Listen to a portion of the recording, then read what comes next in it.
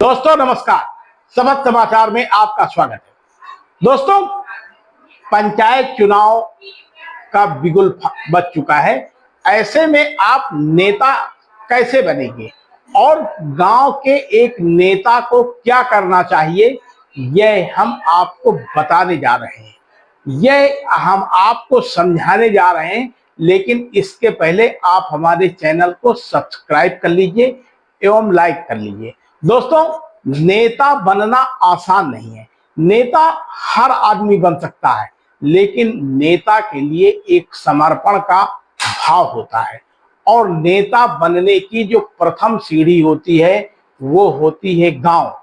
जब आप गांव में लोगों के बीच में आपसी सामंजस्य बनाएंगे, तभी आप एक नेता बन सकते हैं। लेकिन यदि आपने अपने दिमाग में यह सोच लिया कि हम एक नेता के रूप में कार्य कर रहे हैं, तो शायद जनता भी आपको नकार देगी। इसके लिए आपको साबित करना होगा कि आप सेवा कर रहे हैं, यानी सेवा भाव से आपको गांव में राजनीति करनी चाहिए। अब इस जब यदि आपको पंचायत का चुनाव लड़ना है, तो आपको अभी से गांव के ग्रामीणों की सेवा शुरू कर देनी चाहिए। यानी गांव के जो लोग हैं वो अत्यंत ही भोले भाले माने जाते हैं। उनके अंदर कोई भी छल कपट जैसा नहीं होता है। ऐसे में जब चुनाव आता है तो मतदाताओं का ध्रुवीकरण भी होता है, कहीं जात पात के नाम पर, तो कहीं धर्म के नाम पर, या फिर कहीं पर अगड़ों या पिछड़ों के नाम पर। ऐसे में आपके पास सेवा भाव रहना चाहिए। आप लोगों के सुख में तो खड़े होते ही होंगे, आपको निमंत्रण मिलते होंगे, सुख में आपको बुलाया जाता होगा। लेकिन यदि आपका के गांव का कोई व्यक्ति किसी दुख में है, तो उन परिस्थितियों में भी आपको उसके पास सेवा भाव से पहुंचना चाहिए। यदि आप किसी भी पेशे से हैं, चिकित्सक हैं, लॉयर हैं, या फिर और भी कोई पेशा है, तो आप अपने प्रोफेशनल वर्क को लेकर के भी उनसे बातचीत कर सकते हैं कि हम आपके लिए ये सेवा कर सकते हैं। और ये आपको चुनाव के पहले ही शुरू कर देना चाहिए, तभी गांव के एक आप सफल नेता बन सकते हैं। अब ये राजनीति की पहली सीढ़ी है, इसको लेकर के आपको अभी से सतर्क हो जाना चाहिए। पंचायती चुनाव अप्रैल तक होने की संभावनाएं हैं, ऐसा सरकार तैयारी कर रही है। इसके लिए अभी से आपको एक ऐसी समाज सेवा शुरू कर देनी चाहिए जो गांव के सभी वर्गों के लोगों के बीच में आप लोकप्रिय हो जाए। क्योंकि जब चुनाव आ जाएगा तो तमाम लोग ऐसे भी होंगे जो कहीं न कहीं आपसे धन बल में अधिक हो सकते हैं। उस समय गांव के ग्रामीण यह देखते हैं कि सबसे ज्यादा हमारी सेवा करने वाले कौन लोग हैं, आखिर सेवक की भूमिका से कौन जुटा है। तभी आपको वो पंचायती चुनाव में पसंद कर सकते हैं। और इसके लिए आपको बहुत ही आसान तरीका अपनाना पड़ेगा। यदि कोई व्यक्ति खेतों में काम कर रहे हैं, तो आपको वहां पर भी पहुंचना होगा और आपको उनसे पूछना चाहिए कि आपकी खेती बाड़ी कैसे चल रही है, आपके बाल बच्चे कैसे हैं। कोई आपके लिए सेवा हो तो यह उनसे आप पूछ सकते हैं। यह सेवा का भाव गांव के हर नागरिक के बीच में आपको भले ही दिखावे के तौर पे करना चाहिए, लेकिन इसको लेकर के आपको सतर्क होना चाहिए। यदि आप ऐसा नहीं कर रहे हैं, तो आप शायद फिर पंचायत का चुनाव लड़ने की स्थिति में नहीं आएंगे। क्योंकि गांव के भी मतदाता, यदि कोई प्रभावशाली व्यक्ति होता है, तो उसके पास तक अपनी बात कहने में संकोच करते हैं। वो आम आदमी के बीच में अपनी बात आसानी के साथ कह लेते हैं।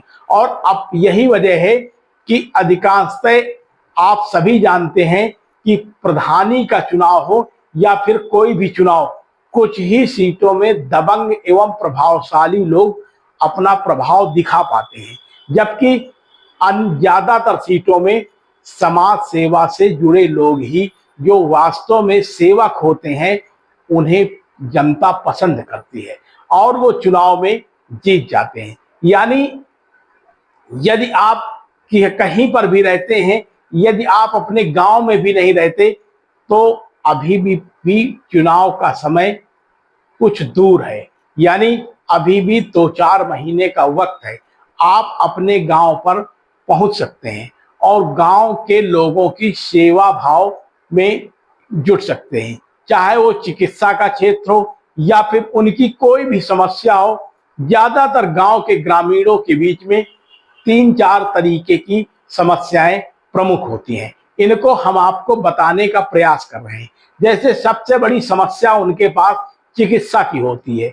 ग्रामीण इलाकों में स्वास्थ्य सेवाएं उस तरीके से बेहतर नहीं है जो होनी चाहिए। हालांकि सरकार इसमें लगातार पहल कर रही है।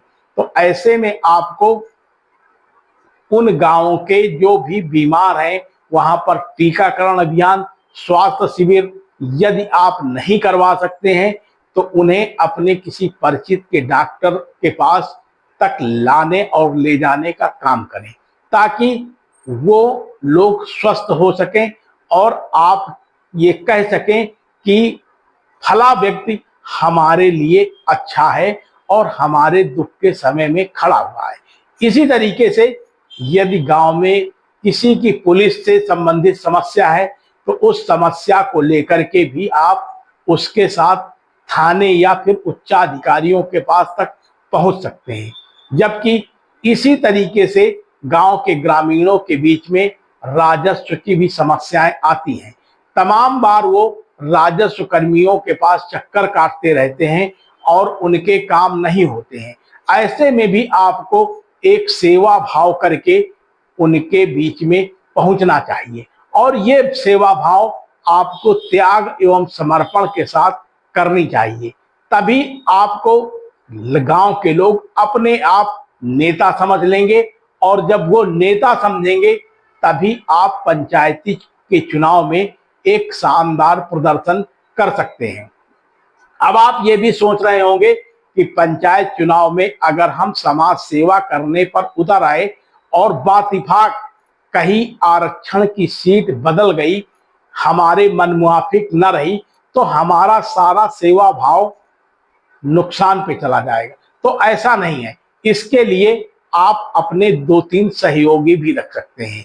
यदि आप सामान्य से हैं तो आप किसी पिछड़े वर्ग से भी अपने अच्छे संबंध बना सकते हैं और यदि सीट पिछड़े वर्ग की आती है तो उसे भी आप अपना समर्थन देकर के प्रधान बनवा सकते हैं। ऐसे में गांव के लोग आपको ही प्रधान समझेंगे। यदि अनुसूचित जाति या फिर अनुसूचित जनजाति की सीट आती है तो यही काम आप उनके साथ भी कर सकते हैं। यानी एक नहीं 50 साल तक आप गांव के प्रधान रह सकते हैं, बशर्ते गांव के ग्रामीणों के बीच में आपको सेवक बन के काम करना चाहिए। और भी हम इसी तरीके के टिप्स आपको देते रहेंगे। बने रहिए शपथ समाचार में। बहुत बहुत धन्यवाद। आप देख रहे हैं शपथ समाचार।